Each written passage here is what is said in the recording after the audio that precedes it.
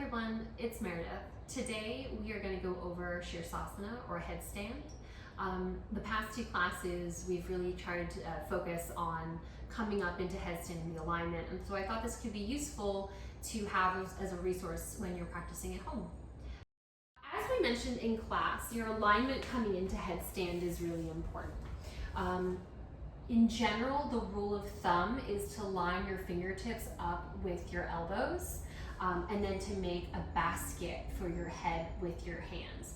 But as I said before, this is going to vary from person to person. It really depends on essentially the length of your arms. So you might want to make a little bit more room for yourself for a more stable base, but maybe that is going to be a bit narrower for you as well. I personally feel better with a bit of a narrower base. One of the other things that we've discussed is the pressure on your head in headstand. Now, despite the name, my stance is that there should not be that much pressure on your head. If you're feeling a lot of pressure here, you might want to rethink the alignment of your arms. Okay, so coming down into headstand, we're going to find that alignment and make a basket with our hands. Our head will come in between our hands, and with the edges of my thumb, I kind of like to cup, behind my head like this. Now, watching my shoulders here, I'm going to push down really strongly with my elbows. All right, and create as much space as I can kind of in this arm triangle. Now, tucking my toes, I'm going to straighten my legs to the best of my ability and walk to my face. Now, you can bend your knees as well. That's totally fine. And so pause here. If you're new to this, pause here and just get a feeling of how strongly you need to push with the outer edges of your hands, with your elbows, and with your shoulders.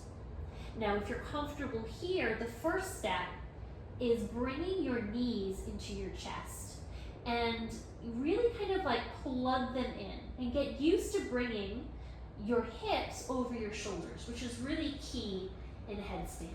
And let's take 3 breaths here.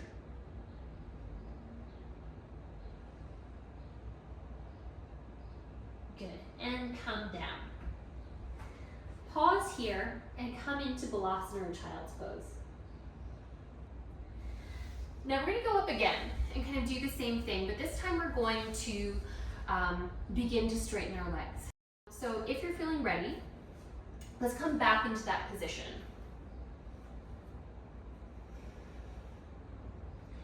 So very strong arms. We're going to lift our legs, walk to our face, watch my hips, and we're going to stick one leg into our chest, then the other. Now I'm going to begin to open my knees.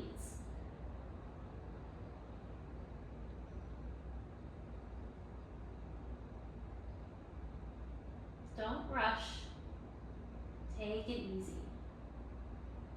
My legs are really pressing together here. And now I'm going to begin to straighten my right leg first. Again, engage through the glute to the toes. And I'm going to straighten my left leg. Squeeze the legs together. And we'll pause here for 3. Good. Now, we can just bring our legs down if you like, or you can try and reverse engineer this.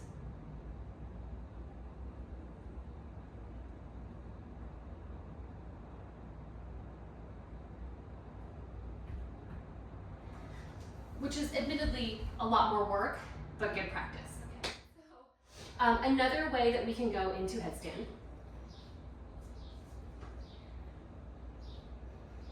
So shoulders engaged, elbows pressed down, toes tuck, hips lift. Walk as much as you can forward, and I'm going to slowly float my right leg up because I have the left leg already here as counterbalance.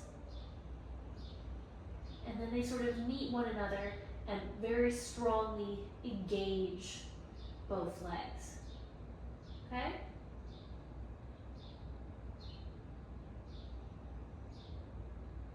And then coming down and rest in child's pose.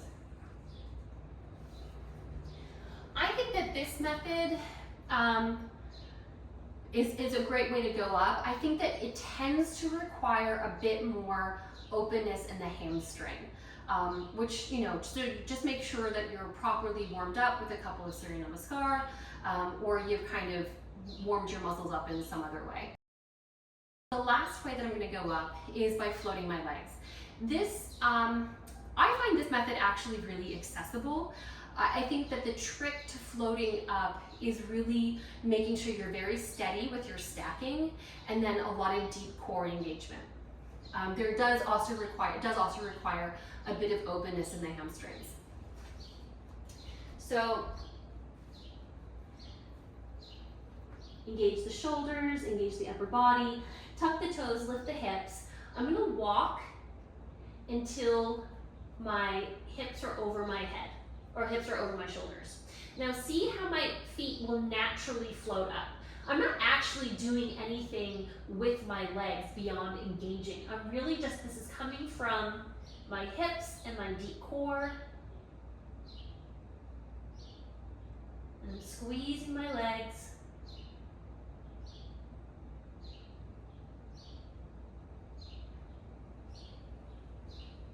Until I reach the top of my headstand.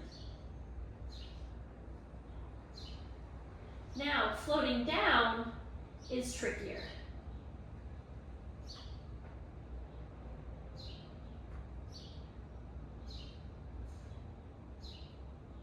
And again, that almost requires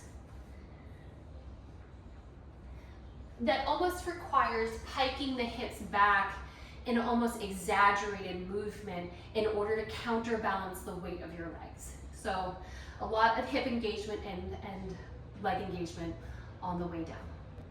Okay guys, so this was our tutorial on headstand. I hope you find it useful. I hope you managed to get a couple in this week before class, and do let me know if you have any questions about Sirsasana, and I'll see you on your mats. Thanks so much.